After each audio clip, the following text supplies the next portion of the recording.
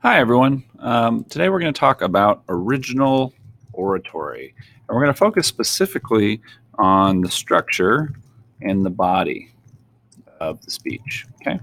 In the two previous videos, we've talked about a little bit about the topics and how you'll search for topics and how to start thinking about the different things you might want to persuade of an audience, how to do some research. And today we're finally going to move on to how to structure the speech. So this part is once you have already completed the research phase, you have a good understanding of your topic, you have some evidence that you've pulled from the different articles that you found, and you feel confident to start writing. This is the phase where you're ready to actually start drafting your speech. So there's a few different structures that we talked about. We've talked about every speech starts with an introduction. And then you either have causes for your first paragraph. Paragraph one, you have causes, or you can do problem. Okay.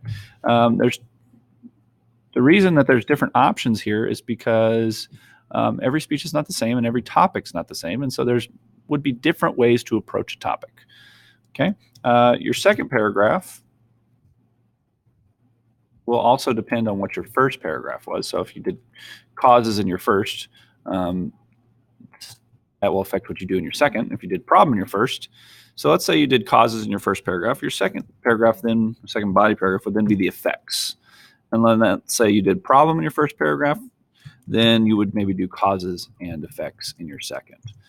So this is option number one. This is option number two.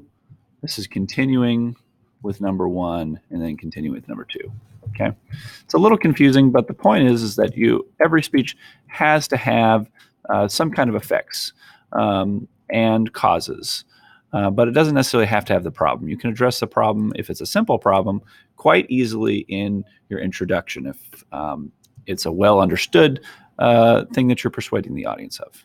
Okay, so now then the third paragraph is finally the solutions. Okay, this is going to be the same no matter what you do in your first two paragraphs because since you're persuading the audience of something, you want to solve that problem for them.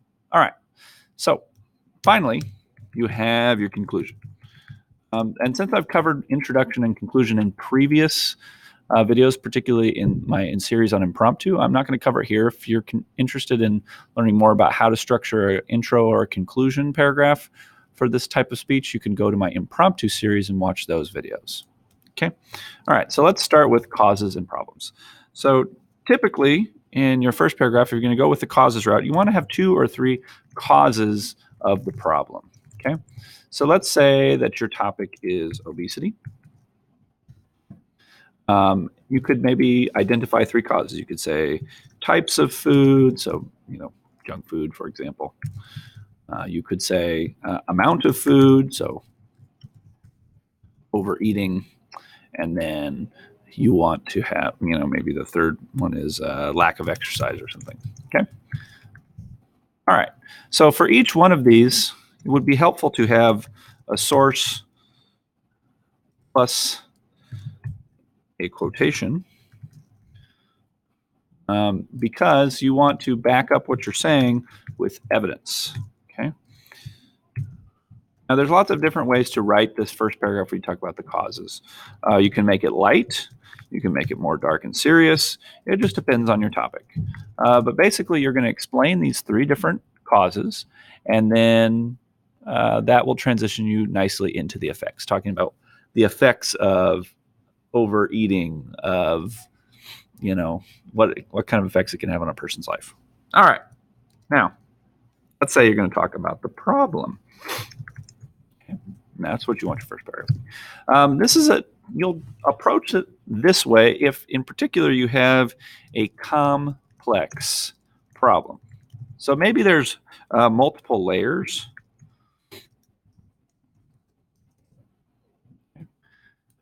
Multiple correctly. Maybe there's multiple layers to your problem. So, for example, let's say that you're doing something about war in Afghanistan. I'm going to try and spell this correctly on the first time. Afghanistan. Okay, I got it. Good. And maybe It's a problem for multiple reasons. Maybe it's a problem. There's a problem of the U.S. military. There's a problem of Afghan people. I didn't spell that one correctly. Afghan people. Then there's the problem of global politics. It's a complex problem, the war in Afghanistan. So you might want to explain the different parts of the problem if you do have a really, really complex problem. Okay, this is important to do. It's important to take this approach again if it's something where you don't have enough space in your introduction to actually explain the problem in detail that's sufficient enough. All right, so your next body paragraph will be either your effects or your causes and effects. Since we've already explained causes up here, we're just only going to focus on the effects here. So again, you might want to do 2 or 3 effects of the problem, okay? And you want to shoot for different layers. So, for example, there might be social effects. There might be societal and social, the same thing. There might be individual effects. There might be environmental effects. Again, man, spelling not my strength today. There might be political effects. There could be any number of effects that could occur as a result of your problem. Again, like in our section about causes, you want to make sure you have a source and a quotation if you're going to be addressing something that is an observable effect, because you can't just identify what you think the effects are. It can't just be your intuition. It can't be just you thinking, well, it makes sense that more people are dying because more people are obese. While that you think that might be true, you actually have to support it with evidence, because you can't confirm it just based on your own thoughts. It has to be empirical. You have to provide information. All right, final paragraph, the solutions. Okay, again, you want 2 to 3 solutions to the problem. Okay.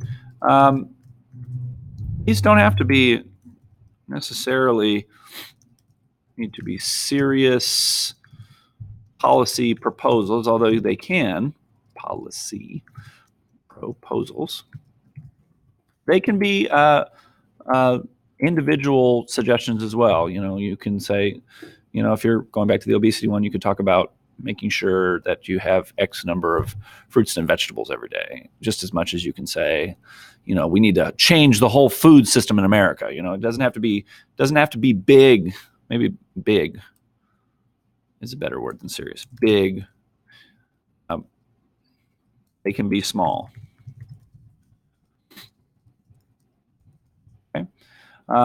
And you want to propose these, and you need to back these up with sources. Okay, because the judge wants to know that other people support other people, like authority figures, people who study these kinds of things,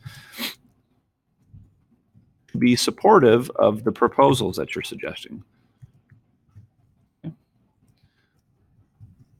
All right, so this is just a broad overview of the original oratory structure and body.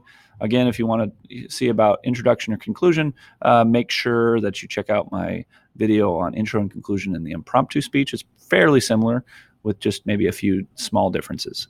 But again, I hope this video was helpful to you in writing your first original oratory speech.